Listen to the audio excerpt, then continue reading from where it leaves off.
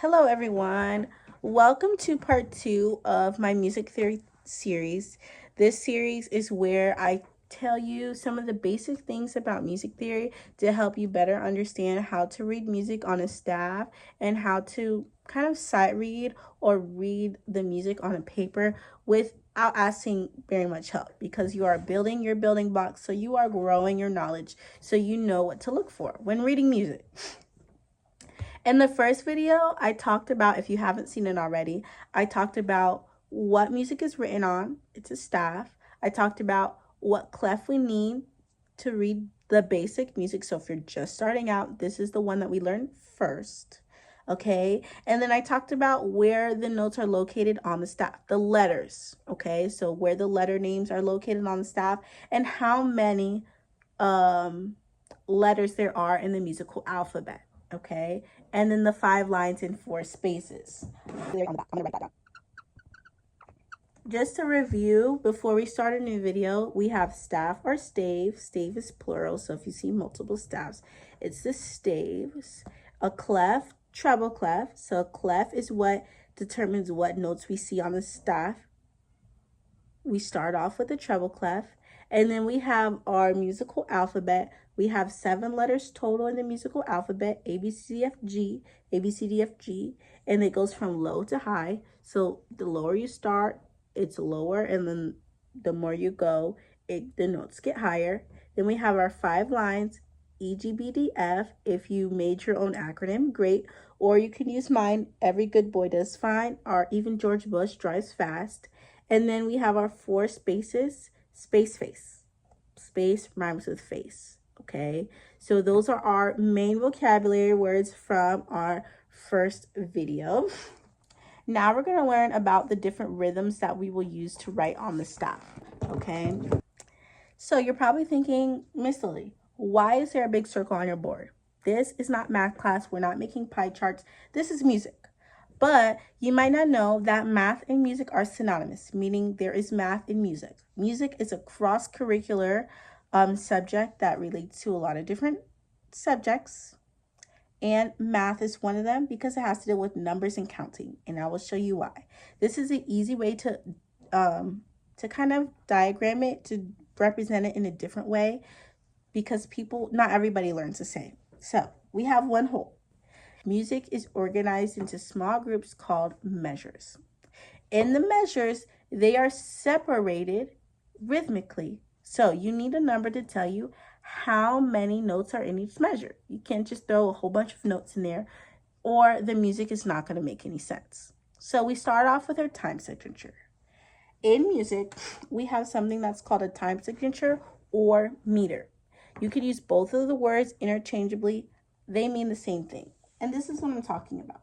We have 4 over 4.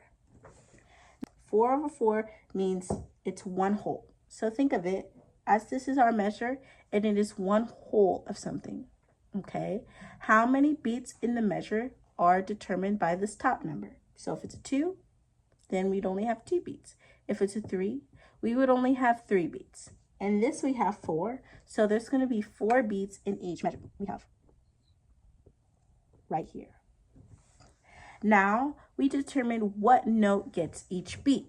So we separated our measure, our diagram, into 4 equal sections, and now the bottom number tells us what type of note gets each beat. When there is a 4 on the bottom, a note that's called a quarter note gets 1 beat, which it looks like this. We are drawing our note head.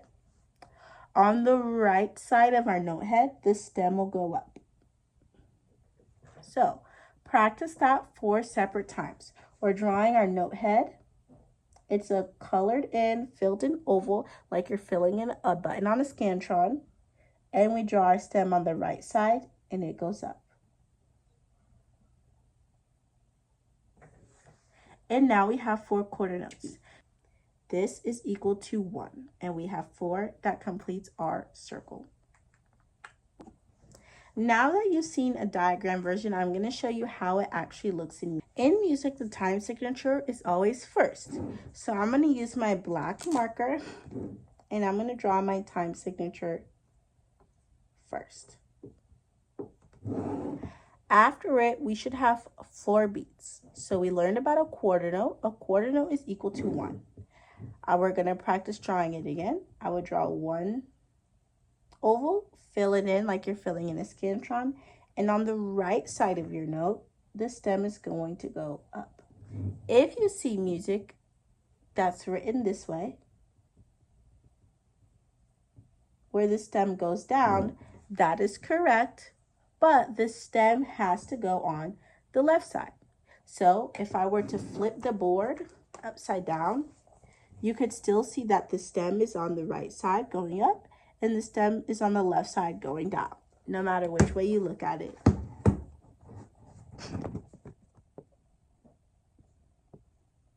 This, you can say 1, 2, 3, 4. At the end of our measure, now our measure is full. We have 4 beats total. We have to draw something that is a bar line. So a bar line is just a straight up and down line that goes from the top of the staff to the bottom of the staff, which we'll add it on there next to complete the measure. If we want to draw more music or more music notes, then we would fill into the next measure. Now we know what a quarter note is, and now we know what a measure is. Now we know what a bar line is, and now we know what a time signature / meter is. We're going to learn our next rhythm. So our first rhythm was a quarter note, which equals 1 beat. The next one we're going to do is called an eighth note. Everybody say, oh, we are not in class right now. We have our barred eighth note.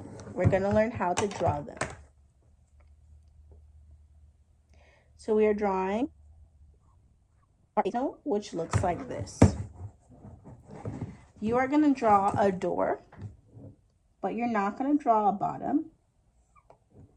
And you are going to draw 3 doors. Now, nobody's perfect, but try to make your lines as straight as you can. Obviously, same rule as the quarter note. We are going to draw our note heads on the left side of the stem, so the stem is coming out from the right. So I'm going to do that really quick. And I'm going to color them in. These are barred eighth notes, and how they look and how you count them, they are half of a beat.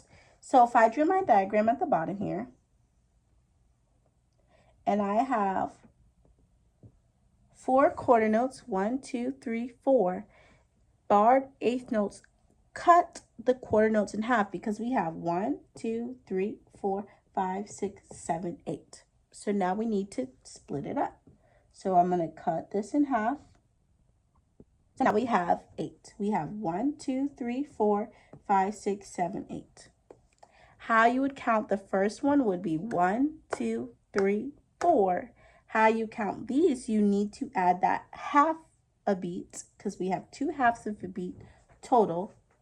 And we're going to count 1 and 2 and 3 and 4 and. Ta, dee, ta, dee, ta, dee, ta, dee. However works best for you. So how you would count that is 1 and 2 and 3 and 4 and this fills out our diagram here. Sometimes you will see them broken up by themselves, and I'm going to show you how that looks. It will look something like this: a stem, a note head that's colored in, and a flag. We learned the quarter note and the barred eighth notes, how they look together when there's 2 halves connected and by themselves. We're going to learn 2 more notes before I end this video. Okay, so the next 2 that are in our 4/4 time signature, I'm going to write our time signature just so we remember, are what's called a half note. Okay, so it looks like this. We first draw our note stem, and we draw our oval,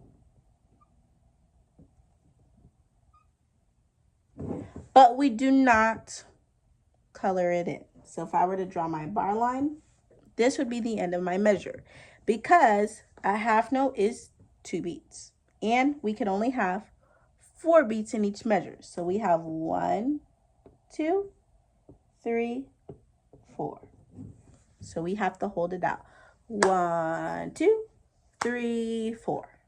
How it would look in our diagram is if we have our circle pie chart here, and I just cut it in half because we have 1, 2, 3, 4. And that is it. These are what's called a half note. Just like the quarter note, but we do not color it in. It's 2 beats. So we went smaller to the 8th note, and now we're going bigger to the half note.